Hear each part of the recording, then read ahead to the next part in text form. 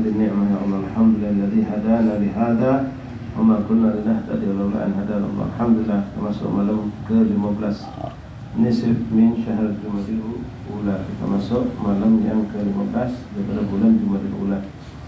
Tanpa terasa dari bulan pun sudah separuh kita jalani bersama. Mudah-mudahan sisa yang separuh Allah jadikan lebih baik daripada keadaan separuh yang pertama dari bulan ini. Bertambah ketaatan kita, bertambah kebaikan kita, dan semakin kita bertambah jauh dari segala kelalaian dan kemaksiatan dan keburukan, insyaallah taala. Dan kita minta kepada Allah, dan insyaallah merupakan tanggung jawab kita dalam ikhwan. Kita nak peduli boleh-boleh baik, tapi kita bentuk peduli kita harus ada juga dengan kondisi negeri ini yang sekarang ya, kita tidak bicara politik ya, sekarang sudah masuk hari pemulaan kampanye ya, akan muncul bermacam-macam hal kejadian yang kita sayangkan, kita sedihkan dan perlu kita tangisi. Akan muncul orang-orang yang saling membenci saat ini, saling membenci, saling menjatuhkan, bahkan saling memfitnah barangkali.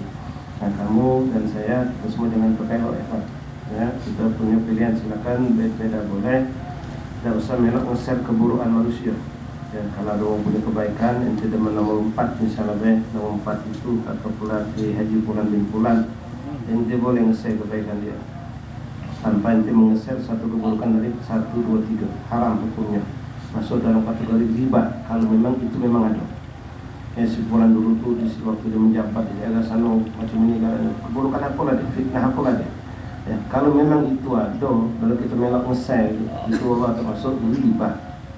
Apa yang diharamkan lewat lisan diharamkan juga lewat tulisan. Menggibah dengan ucapan sama dengan menggibah dengan tulisan. Ente melok nge-share dosa tambah besar, tambah besar. Jangan. Kalau dah kata masuk kategori dosa besar lain apa? Fitnah. Jadi jangan termasuk dalam hal itu. Kita sekarang berkewajiban bertanggung jawab menjaga ketenangan, ketentraman, kenyamanan umat ini. Karena jujur baik kan mau tak mau yang akan pecah ini umat Islam. Karena mayoritas negeri ini adalah umat Islam. Jangan kita berkacau keluar. Lembang baik lah. Lembang ini 90%-nya umat Islam. Sudah terpecah pasti.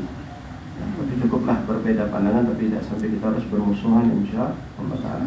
Mari pribadi kita masing-masing jangan membuat satu yang sifatnya kebencian, permusuhan. Ya, perlu Allah akan merugi usaha kita. Sekarang ini saya tadi sempat ngobrol sama teman di jalan. Kesian sebenarnya melihat mereka. Cuma itulah pilihan mereka. Mereka ingin terjun ke situ, mau jadi caleg, mau jadi apa, mau jadi tim sukses. Dari hari ini sampai nanti hari hanya itu mumet kepala. Tidur kurang, pikiran resah, gelisah terus, keresahan itu muncul. Keresahan muncul. Inti masang bener, atau besok ada bener kau lawan inti sampai dimulai inti. Panas. Salat tak khusyuk, pikiran tak khusyuk. Wah, macam musibah itu bakal gimana nih? Nah, kita yang tidak masuk di situ, alhamdulillah. Itu sudah pilihan mereka. Mereka memilih untuk masuk di situ, silakan. Cuma kita yang di sini jangan melok-melok. Dan kami saling menghimbau dan terus menghimbau, tolong. Jangan politik dibawa ke dalam majelis, jangan politik ini dibawa ke masjid dan mushola. Haram hukumnya. Kecuali kamu punya masjid dewek, terserah kamu. Itu pun naudzubillah. Bukan saya berarti hak kamu, tapi juga akan membuat satu keburukan yang besar buat umat. Orang yang tidak ada pandangan pilihan itu mundur di masjid itu. Apalagi kalau masjid itu memang milik umat. Ya, kalaupun dia mengenal masjid, tentulah itu milik umat.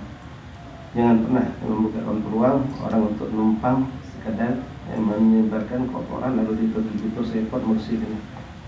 Jangan sampai itu terbawa. Inti nak mau jadi tim sukses silahkan, tapi di lapangan. Di mall lapangan banyak. Jangan bawa ke masjid atau ke musola. Nah, ke majelis ya terserah ustaz masing-masing. Kalau satu memang masuk memang akan menit terserah. Cuma jangan kita masuk ke majelis kita. Biar tetap tenang nyaman. Ya, seperti saat ini kita ngasih nikmat Allah. Tidak kata pikiran apapun di majelis ini. Tidak ada suatu hal yang membuat kita ketakutan, keresahan. Ya, kali ini di sini seorang yang memang ngotot dalam ikut menjadi tim sukses pulang. Lalu di sini juga ada tim sukses kelompok lain. Intinya dia punya. Sebelum inti jadi sama-masing tim sukses, katik nyaman itu. Ini sudah musibah ya. Bibit Ghatir Rahim sudah muncul. Biasa salaman, ini tidak salaman biasa ya. Kawan yang lewat pintu belakang, kita lewat pintu depan, kita takut ketemu. Sampai kapan sih? Unyaman, nyingok motor dia, unyaman. Yang datang soalnya nyingok mau terus bunga. Unyaman. Subhanallah. Bukan musibah besar. Ya, musibah besar. Nyingok sebentar itu, unyaman. Nyingok dia kelakar semua, unyaman. Allah merugi, merugi besar. Alhamdulillah, kita jaga diri kita, masing-masing berdoa minta sama Allah, mudah-mudahan diri kita jaga Allah selama akhir, dan jadi suatu fitnah, perpecahan, apalagi sampai terjadi suatu permusuhan, bentrok, kan ini semakin memanas, ya. Anda musim hujan, kalau begitu, Allah Akbar. Itu tanggapan Anda dan sekarang kita berdoa. Yang berdoa dosa melok memperkeruh, na'udzubillah, yang ikut menibatkan fitnah atau ghibah, tapi jangan. Terus kita berdoa, ikhwan. Minta sama Allah agar negeri ini tetap kondusif. Tidak usah nak berdoa si A si B menang, tidak usah biar Allah pilih kita. Ya, walaupun boleh tidak berdoa si A menang si B menang. Cuma sekali sama Allah yang terbaik yang kita minta negeri ini adem dan nyaman. Kenapa Ustaz? Karena mayoritas umat di negeri ini umat kalau ada kekacauan, ada keburukan, ada apa lah, itu yang akan merasakannya adalah umat Islam. Ya, macam jadi Palestina. Memang kita mau tidak mau kita akan mengatakan demi kemanusiaan, karena yang kena bukan cuma umat Islam, mungkin juga kena Islam, tapi mayoritas umat Islam yang jadi hantamannya orang Yahudi Nasrani itu orang Islam, walaupun orang Nasrani kena juga. Nah kita tidak baca cuma dengan sebagai seorang Muslim, oke lah dari segi kemanusiaan kita boleh tampilkan, tapi sebagai ikhwan Muslim harus lebih utama lagi. Itu yang lebih menonjolkan kita untuk perhatian sama mereka ikhwan yang ada di Palestina, dan kita pun akan tetap melakukan demi kemanusiaan juga. Seandainya itu bukan umat Islam, kafir kalau dibunuh, dibantai oleh Yahudi itu, kita tetap akan terima, karena Islam tidak pernah meridhokan, menghalalkan hal seperti itu, walaupun terjadi pada orang kafir sama kafir, tetap juga tidak akan meridhoi itu. Tapi di sini ada tambahan, karena ikhwan dan muslimin di sana. Nanti saksikan dengan mata Quran di berita begitu bom itu ditembakkan benar-benar ke masjid. Ini bukan lagi kemanusiaan, ini masjid dibom, berarti sudah urusnya ke imanan kita nih, Islam ini Muslim udah. Ya, bicara tentang kemanusiaan silakan, tapi bicara tentang ikhwatul muslimin, saudara kita sebagai Muslim, masjid dihancur, dibom, jadi sasaran, dan itu dapat diam gitu. Ya, jadi kita dalam hal ini dua posisi sebagai manusia sama manusia, tapi dan posisi kita sebagai seorang Muslim. Terus berdoa ikhwan. Anda memang berdoa apa? Doa bebasin Allah syamil kami. Doa yang bebasin kita bagikan, yang sudah simpan, yang belum simpan ambil simpan di hati. Baca setiap usaha 5 waktu. Baca terus. Alhamdulillah kami sendiri pesantren selalu mendawam baca berkali-kali demi pesantren, dan lidah anak-anak santri itu bersih suci menjadi ijabah. Jadi karena doa itu sesungguhnya seorang wali Allah. Ya, banyak yang kita bisa lakukan. Alhamdulillah, Allah subhanahu ya muhaimin ya salam salimna wal muslimin binnabi khair anam wa bi ummil mu'minin. Ma'asyil ahbab rahimani rahimahullah. Alhamdulillah, lanjutkan kajian kita di kitab Al-Adab Imam Nawawi rahimahullah ta'ala. Masih dalam pembacaan tentang hadis-hadis yang menjelaskan tentang doa-doanya Rasulullah SAW. Bismillahirrahmanirrahim. Alhamdulillah rabbil alamin. Allahumma shalli wa sallim wa barik wa karim ala sayyidina Muhammad wa ala ali sayyidina wa lana Muhammad wa alibna Allah ta'ala wa nafa'ana bi bidarin amin. Wa rawina fi kitab at-Tirmidhi an Ziyad bin Ilaqah ammihi wa huwa Qutbah bin Malik radhiyallahu anhu qala kana Nabi sallallahu alaihi wasallam yaqul Allahumma inni a'udzubika minal munkaratil akhlaq wal a'mal wal ahwa.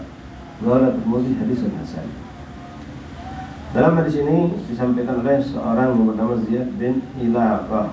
Beliau dapatkan dari pamannya, ammihi. Ya, dalam bahasa Arab itu paman itu beda antara sebelah papa dengan sebelah mama. Sebelah ibu, sebelah apa itu beda. Kalau gitu kan paman baik. Tidak kata dibedakan, panggil dalam bahasa Arab beda. Ya, cuma kita pun di Palembang ini kebanyakan manggil ammi kalau. Sebenarnya kalau paman dari sebelah ibu itu dipanggil khol. Kalau ahwal, namanya ahwal. Kalau sebelah bapak baru dipanggil am. Kalau bibi sebelah bapak ammah. Jadi kalau bibiku ammati, kalau pamanku ammi. Kalau dari sebelah ibu, dulu ibu kita paman dari sebelah ibu namanya khol. Kalau kita panggil pamanku kholi. Kholi. Kalau betina kholati. Kholati. Makanya di Palembang ini kalau orang-orang yang selain habaib dipanggil akhwal. Apa itu akhwal? Itu panggilan yang mulia, bukan panggilan merendahkan. Akhwal itu saudara umi. Karena dulu awal-awal habaib ya di Indonesia pada umum, bahkan dimanapun mereka meninggalkan negeri Yaman, Hadramaut, datang ke Indonesia hampir rata-rata tidak membawa istri. Kalau mereka mendapatkan istri dari orang-orang pribumi, maka keluarga istri mereka itu dipanggil ahwal.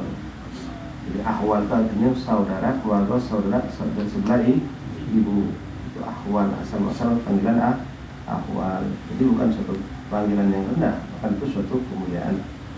Keluarga umi kita nih, keluarga umi disebut ahwal. Baik, di sini beliau mengatakan an ammi dari pamannya. Dia paman dari saudara Abah. Siapa nama pamannya? Gutbah bin Malik radhiyallahu anhu. Gutbah bin Malik ini sahabat Rasulullah. Gutbah bin Malik adalah sahabat Rasulullah SAW. Beliau berkata, kan Nabi SAW yaqul, Nabi Muhammad itu pernah berdoa dalam doanya, Allahumma inni a'udzubika minal munkaratil akhlak wal a'mal wal ahwa. Ya Allah, aku berlindung kepadamu dari keburukan akhlak. A'udzubika min dzalik. Ya, keburukan akhlak, wal a'mal, dan keburukan dari amal perbuatan, wal ahwa, dan keburukan dari hawa nafsu. Ini tiga perkara yang memang kita berlindung kepada Allahumma inna na'udzubika minal munkaratil akhlak wal a'mal wal ahwa. Allahumma inni a'udzubika minal munkaratil akhlak. Ya Allah, aku berlindung kepadamu dari keburukan akhlak, baik itu untuk diri kita ataupun kita mendapatkan orang lain yang buruk akhlak. Kadang kita merasa terganggu dengan akhlak yang buruk ya. Kita kadang-kadang runyam kalau orang punya akhlak buruk, ngomong dengan akhlak yang buruk, cara makan dan macam-macam lah. Kalau ngomong sama tua tidak pacar, kalau penunjuk yang temperamen, marah, ada masalah ribut, duduk sekendak dia, jalan sekendak dia, ngomong sekendak dia, tidak punya akhlak ya. Masuk masjid dianggap nikah di luar, ngobrol sekendak dia, ini tidak punya akhlak. Ini berarti manggil orang tua dengan panggilan yang tidak pantas, dengan panggilan yang pantas. Nah, kita berlindung apa yang kita jimat jelek akhlak pada orang, kita berlindung jangan sampai keburukan itu ada pada diri kita. Dan sebaliknya, ikhwan, kita pengen punya akhlak bagus, kita pengen punya anak kita berakhlak bagus. Dengan itu pula kita minta pada Allah agar akhlak orang itu dibaguskan oleh Allah. Ya, karena Nabi Muhammad SAW pernah mengatakan salah satu tariqah jalan untuk kita bisa dekat dengan Rasulullah pada hari kiamat, menduduki kedudukan yang berdampingan dengan Rasulullah, itu dengan akhlak yang baik. Nabi mengatakan adratukum bi manzilati yaumil qiyamah ahsanukum khuluqah. Yang paling akan dekat sama aku pada hari kiamat kelak, kata Rasulullah, di antara kalian adalah yang paling bagus akhlaknya. Ya, Rasulullah, ini itu maka itu utamima makarimal akhlak. Nah, akhlak ini penting. Allahumma aghnina bil ilm wa zayyinna bil hilm. Ya Allah, kayakan aku dengan ilmu, tapi tidak cukup. Kalau kita punya ilmu banyak tapi kurang akhlak, tidak bagus, tidak manfaat, orang akan lari. Tapi kita minta disempurnakan dengan wa zayyinna bil ilm, dan hiasilah aku dengan ilm. Ilm itu akhlak mulia, kelemah lembutan, kesopan santun. Orang punya ilmu banyak tapi dia kasar, ya, tidak berakhlak, sama kulit adab. Ya, misalnya dulu sekendak dia, walhasil pemandangan tak nyaman. Itu akhirnya, woi sayang yang awak wali akhlak macam ini. Kita nak berguru sama dia sungkan. Dia menceramah pun hati kita kadang-kadang sudah tertutup. Ya, kenapa? Kesalahan itu karena akhlak dia tadi tidak punya akhlak. Ya, hanya ilmunya tidak berkah, ilmunya tidak manfaat. Begitu dari Allah, Allahumma aghnina, ya Allah kayakanlah dengan ilmu. Wa zayyinna bil hilm, dan hiasilah aku dengan hilm, akhlakul karimah. Ya, boleh buat yang baik. Dan termasuk ikhwani, timbangan yang paling berat daripada timbangan amal itu adalah akhlakul karimah.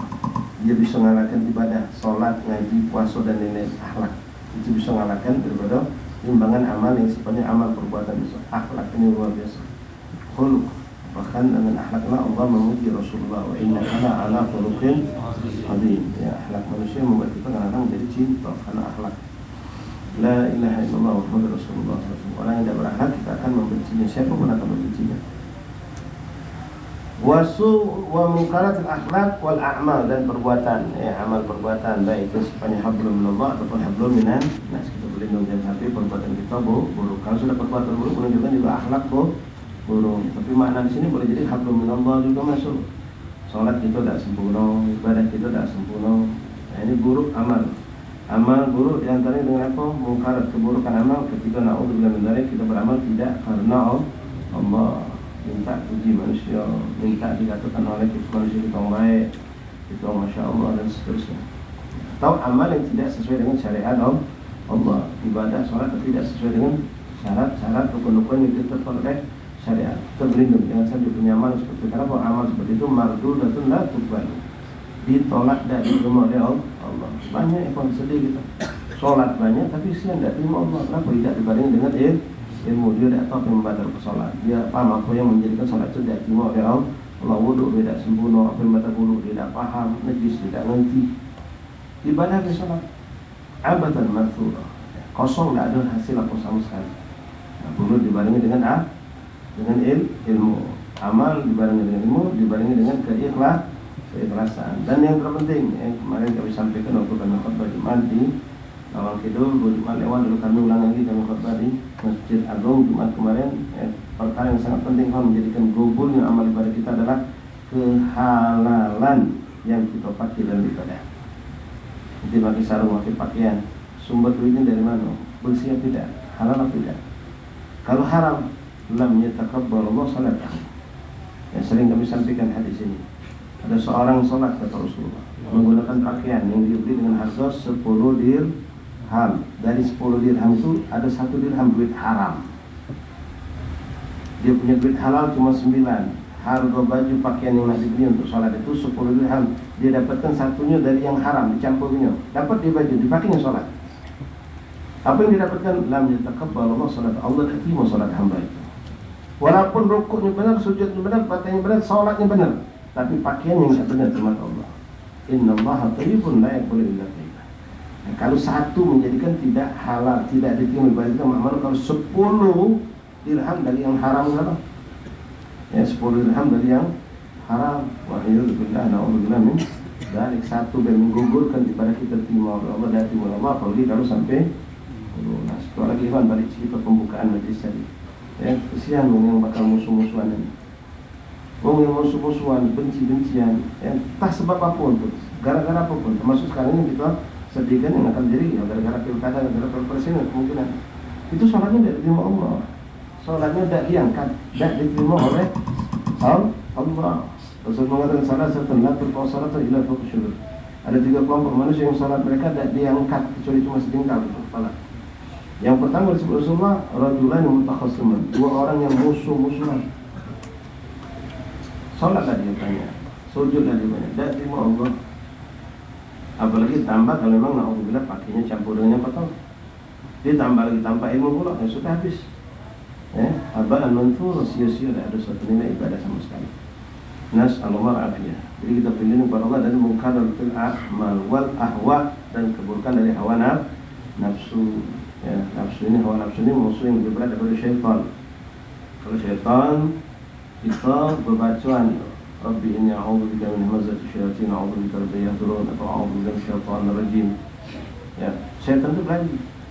Bahkan bisa jadi terbakar dengan bacaan Al-Quran. Tapi kalau hawa nafsu tidak, ikhwan. Dia datang dari depan, kita berdoa, kita bilang berdoa, dia lari, tidak ke samping kanan.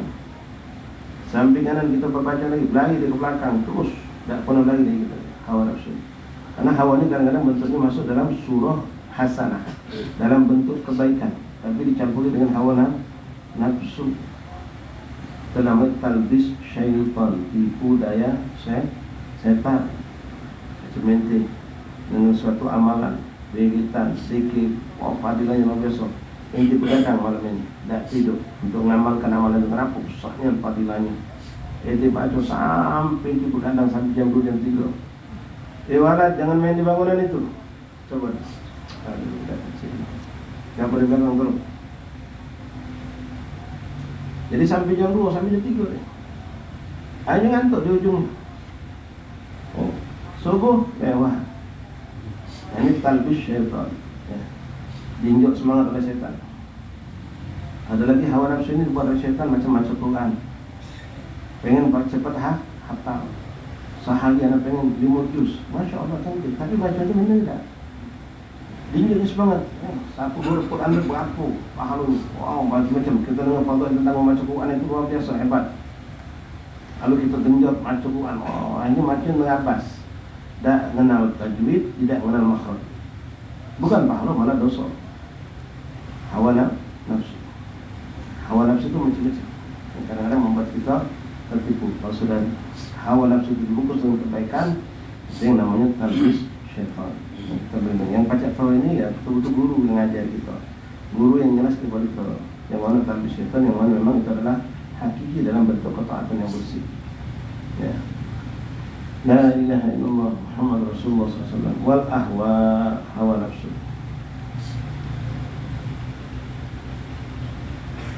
Warawina fi Sunan Abi Dawud wa Tirmidzi wa Nasa'i an Syakal bin Humaid,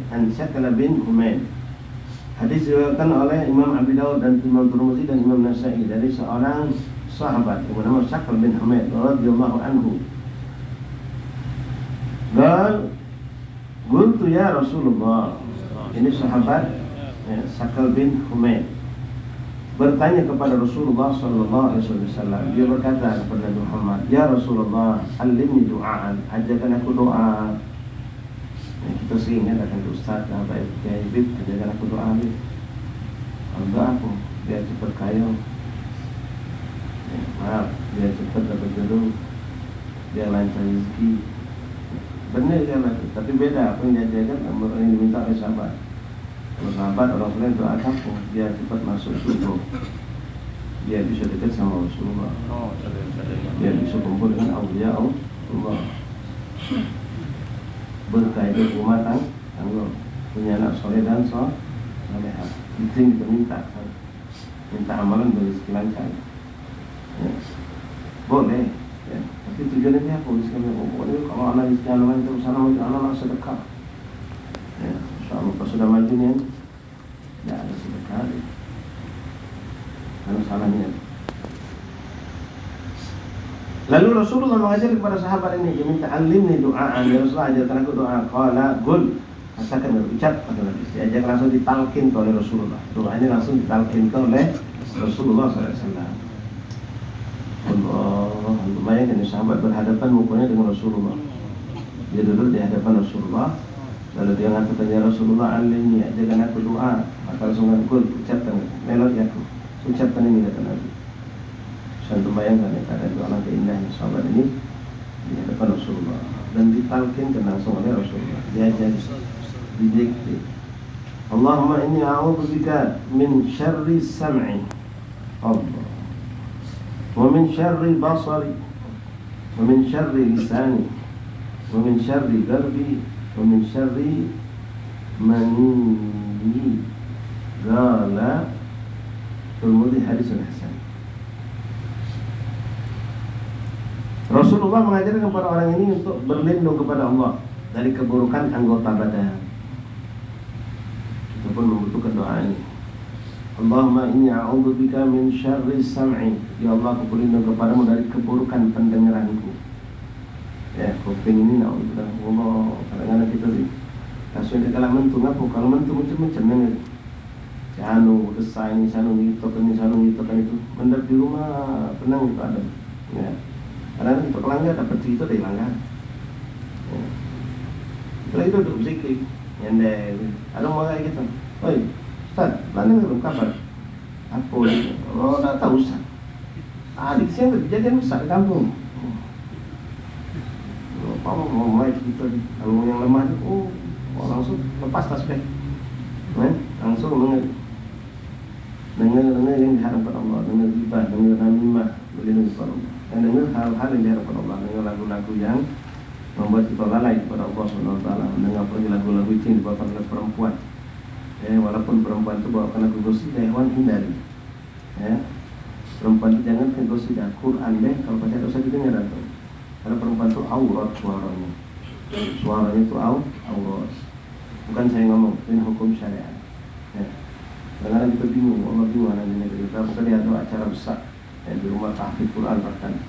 Di acara besar itu ditampilkan qari'ah. Perempuan duduk ditampilkan di depan halayak ramai yang baru di situ ada ratusan laki-laki menyaksikan yang perempuan baca Quran. Apa hukumnya itu? Dibilang mereka tidak paham, kiai, ustaz, hafiz Quran. Dibilang paham kok itu dilakukan. Tidak bisa itu. Perempuan tidak boleh tampilkan seperti itu. Kecuali sama-sama perempuan. Kalau sana teman anak ini, masya Allah, suaranya bagus banget anak ini. Apa kematuan yang haram? Suara dia Allah. Ya. Makanya kami dulu ketika ada MTQ Quran itu, lomba Quran, yang tampil itu entah tilawah, entah hafid, yang tampil sebagai peserta ini perempuan, jurinya lanang. Apalagi bagian yang memeriksa bagian makhraj huruf. Oh, dia perhatikan dia itu. Ya, aduh, ini muslimah. Ini keburukan yang ada bercampur adalah keburukan dengan kebaikan. Nas'alullah biasa. Baik, ikhwan. Berlindung kepada Allah dari pendengaran, keburukan dari pendengaran. Ya, kita pengen ibadah sampai ke telinga kita. Namimah juga ada sampai ke telinga kita. Dengar keburukan, aib manusia kadang-kadang. Ya, macam kita orang kadang-kadang sebagai ustaz di sama dokter ini tak galak. Tapi ini dokter penyakit kulit. Mau tak mau paksa paham ada kutis, ada panu. Ini ketika penampilan pelagak cantik. Pas dia datang gitu, apa bapak? Iya, aku ada penyakit kulit lama udah tak hilang. Bapak, tapi gimana pak? Saya buka paha nih, aurat pula tadi nggak paksa. Tapi obat ini. Ustaz juga cak itu kadang-kadang. Ya, ada orang minta solusi. Memang benar solusi, mencari ada yang curhat, ada yang solusi minta pendapat, minta pandangan tentang masalah rumah tangga. Ternyata dia ada masalah dengan mertua, ada masalah dengan bini. Kita pengen tak dengar cerita macam itu. Cuma mau tak mau, orang ini memang mencari petunjuk, mau menyelesaikan masalah ini. Ini kita tahu ternyata si fulan ini selama ini kita tengok, wah masya Allah sama mertua sama bini caknya di luar ada yang ternyata dalam rumah perang. Ternyata banyak masalah dengan mertuanya dia. Kita pengennya tak dengar itu, terpaksa dengar, mau tak mau. Seperti itulah bahas, ya, karena menjalankan syariat untuk menuntut satu petunjuk. Tapi yang kita khawatir kalau dengar dari hal-hal yang tidak kita pengen dengar. Ada baik kadang-kadang, ya kalau yang curut di aneh, muncul, ya, dia lagi duduk, si tahun duduk kelakar, kelakar apa kamu cak serunya? Ngapa dia? Subhanallah. Ini apa nih kan dia tahu, ya aku tak tahu sebelum kamu, aku tak tahu dulu, bangga aku.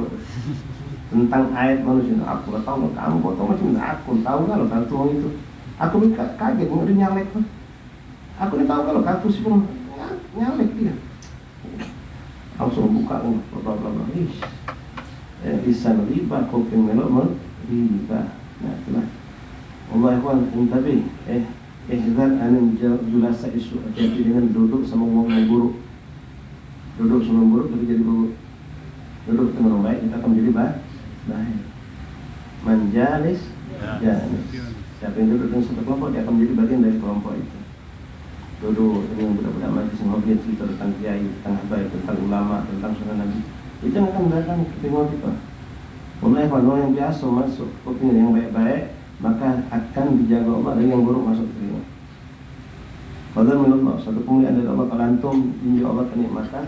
Dan ini kami dapatkan banyak, termasuk beberapa orang santri-santri kawan-kawan kita dulu. Orang yang memang dibersihkan Allah telinga, ya kawan. Dengar adzan di sini dia, kampung ini dia tinggal. Langga ini belum adzan, langga sana belum adzan. Adzan jauh di atau ke tempat yang jauh, sayup-sayup terdengar suara adzan subuh itu. Terdengar dia, terbangun, dengar adzan suara sayup-sayup terdengar. Bangun pas dia bangun bawa adzan kampung. Misal, ini orang bersih kamu. Ketika dia lagi tidur, malam itu ada orang organ tunggalan, dia tak tidur-tidur dulu, tak dengar dia tidur ini. Namanya orang seperti ini mahfud dijaga Allah. Itu pula gitu. Mau bentang, mau kelakar, ribah, kita tidur ini lagu baru melek gitu. Dulu Rasulullah dijaga Allah seperti itu. Ketika Rasulullah masih kecil, belum menjadi Nabi. Dia sudah dijaga oleh Allah dari semenjak Allah ciptakan, dia sudah dijaga Allah dan diberkahi dan segala keindahan. Jadi waktu Rasulullah itu pernah diajak oleh kawannya, zaman masih jahiliyah, untuk menghadiri suatu perayaan. Perayaan itu di dalamnya ada macam-macam hiburan, termasuk ada juga nyanyian-nyanyian yang semuanya itu tidak ada baik buruk. Rasulullah diajak oleh kawannya, Nabi tidak tahu keadaan itu, maka Nabi pun berjalan sama mereka. Begitu sampai tengah jalan, belum sampai ke lokasi kampung itu, Nabi tiba-tiba kecapean, lesu ngantuk. Jadi aku dah sanggup lagi dan aku capek dengan ngantuknya.